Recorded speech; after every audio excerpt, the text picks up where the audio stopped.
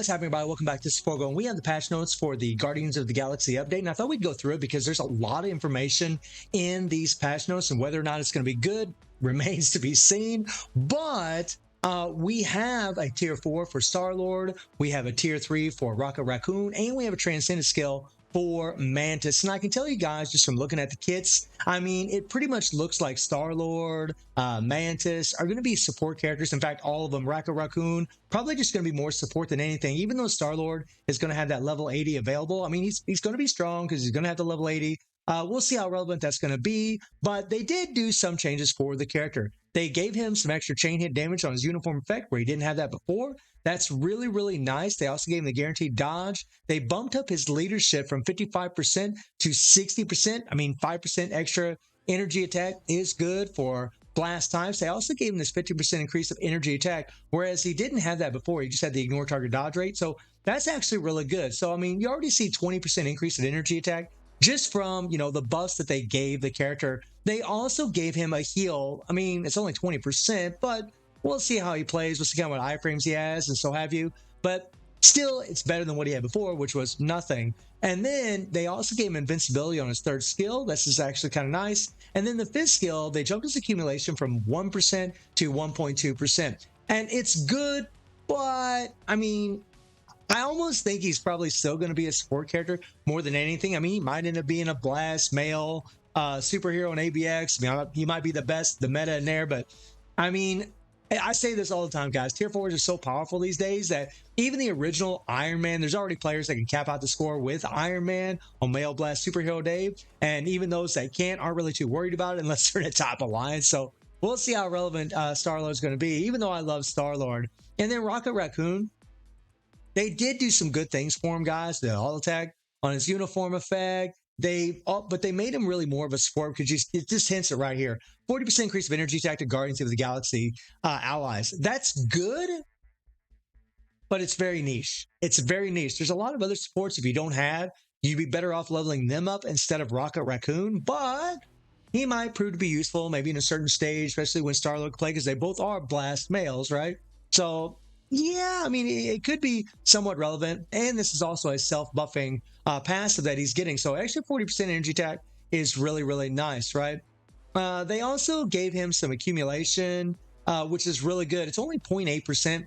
I don't really know how good that's actually going to be, especially now with all the tier 4s that we have and all the level 80s. Our tier 3s don't really get to shine. So what Netmarble has, had a trend of doing here lately is making our tier 3s be more like supports. That way, at least they're still relevant. And that's a good thing. But damage-wise, they just, they might be fairly strong.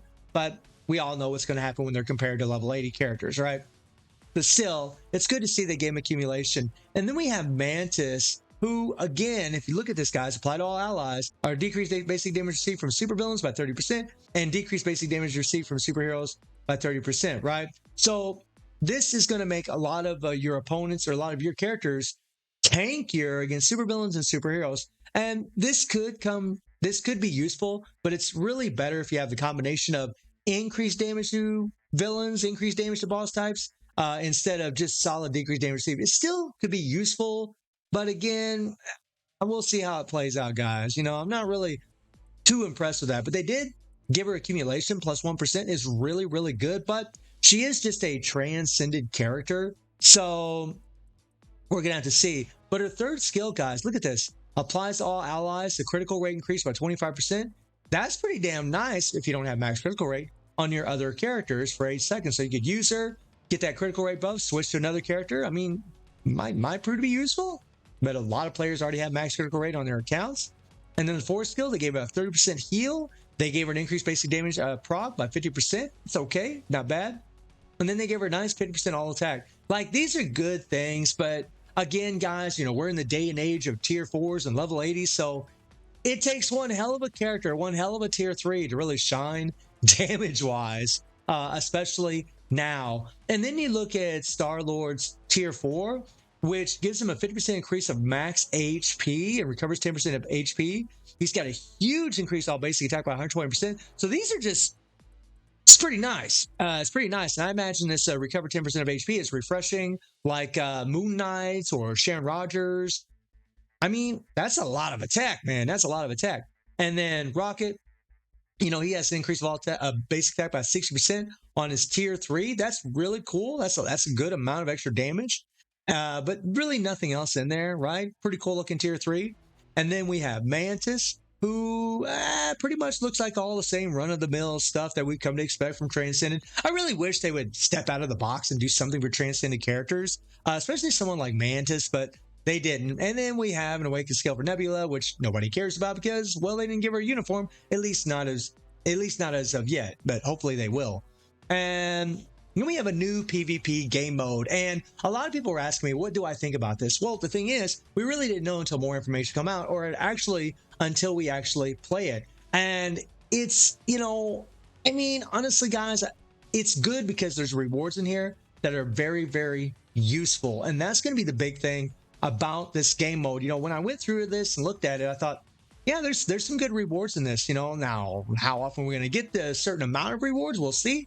But I was happy to see some really good rewards in this thing. So we have the new PvP mode, which is nice, where you can set up your teams. I'm not really going to go into too much detail about all this, guys, about setting up your teams, right? You can buy buffs and all this, what have you. But look here, look what's in this thing. Carbonadium.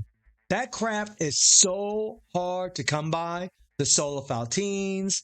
I mean, these things are hard to come by. So I am really, really happy that they put this in here. This is what the game needs. It needs a game mode to give us tier 4 materials, or just give us tier 4 materials in our other game modes, right? So this is going to be really, really interesting to see how many of these tokens we can actually acquire and how long it would take to actually farm for your tier 4 materials in here. Because if it's a really efficient farming system, this game mode will go over really, really well as long as it's fun, right? It is an auto game mode, so we'll have to see how it plays out. But I'm really, really happy to see that tier 4 materials are in this thing. That is sick. We'll dive into it when the update actually shows up, but that's pretty lit, right? I mean, as far as rewards, that's lit. It's good to see that we're going to get some rewards. I'm not going to go into all this, guys. We're not going to get all this crap, right? You have new battle pass, all right?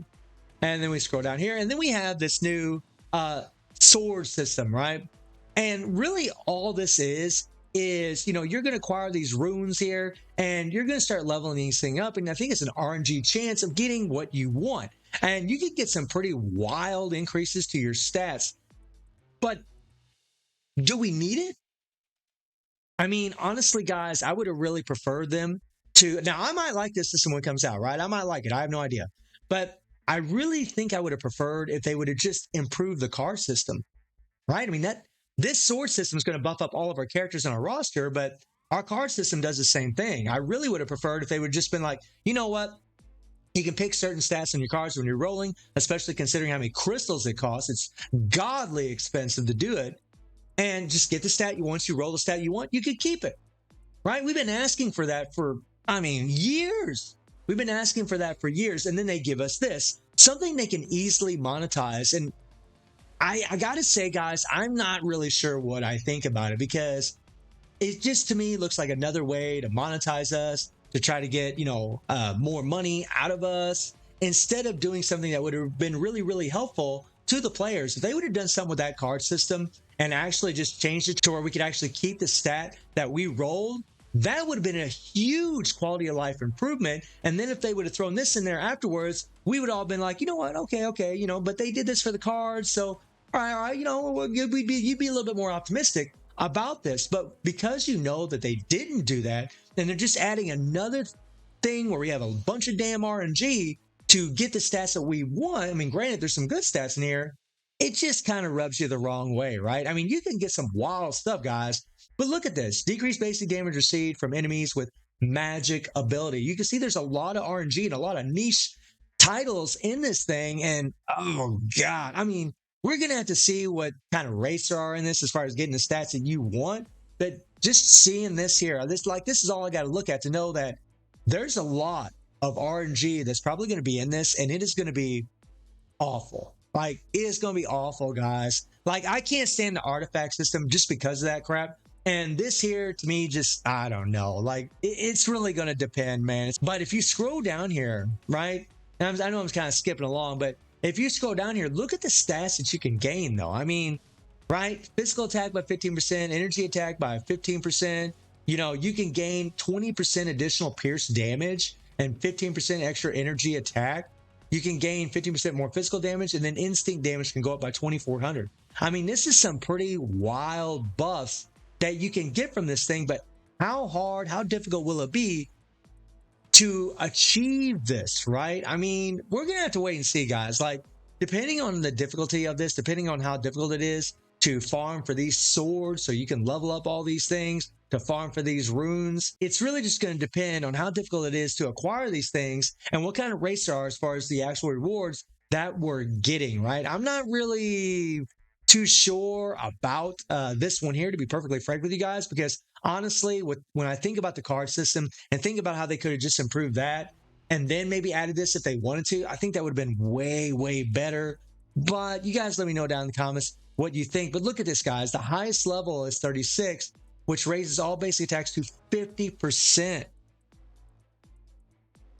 That's a lot of increase of all attack, right? I bet there's going to be some deals in the old shop here, maybe to buy runes or something, and then maybe you have RNG whenever you use those runes to get the stats that you want. I mean, I hope not. I mean, I hope I'm kind of reading that wrong, but yeah, I mean, look at this. I mean, this is it's interesting, guys. It's interesting, you know, like I see a lot. I mean, really, I'm just like, I don't know what I think about this. And then they have a Reforge CTP of Insight. Here's the thing, guys. Why in the hell would you reforge a CTP of Insight? Okay, because when you look at it, right, they have increased all basic damage dealt to boss types by 15%. There must be a typo because we can already do up to 20% with the way they are right now, which is a regular CTP. I mean, if you look at a regular CTP, right, if I can find one here, I'm not sure who I have a CTP on. Let me see here really quick who I might have one on. I think I have one on Taskmaster, maybe? I think Taskmaster. If I can find old boy. There he is. And as you guys can see, this is up to 20%. Right? 20% for 5 seconds. Right? And this says 15%. So I'm not really sure. I mean, this has to be higher than what they're saying, but even if it goes up to, I mean, they're showing 30% here for a brilliant. You know, are you going to reforge CTPs of Insight when you'd rather reforge a, you know, energy, a destruction, a rage?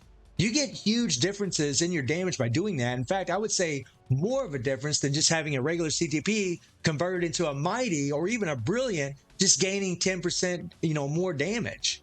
You know, so we're gonna have to wait and see. I think there might be a little typo here. In all honesty, guys, like they're showing increased basic damage dealt to boss types by 25% here. But these buffs are going to have to be better than what I'm looking at to really justify reforging one of these things. I mean, seriously, you're going to need some big, big, big buffs to make it worthy of reforging. There's no way in hell that I will ever do this unless I see increase to damage, increase to boss types by 50%. If I see some crazy crap like that, then I might reforge a CTP of Insight. But from the way it looks, not really. They do have the decrease additional pierce damage. This is good for PvP, right? So I think really this more catered towards PvP more than anything. So yeah. And then we have the artifacts where you have StarLord here, and he decreases basic damage received from super villains. So that'll make him tankier, especially since he only has a 20% heal. And we all know we kind of hate that kind of stuff. And then he has increased the basic damage to alien characters by 25%. Very niche, but okay.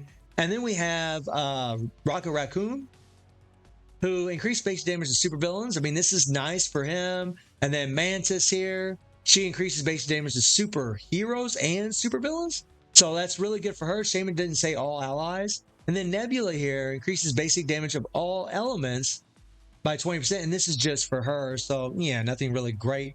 You see some new artwork.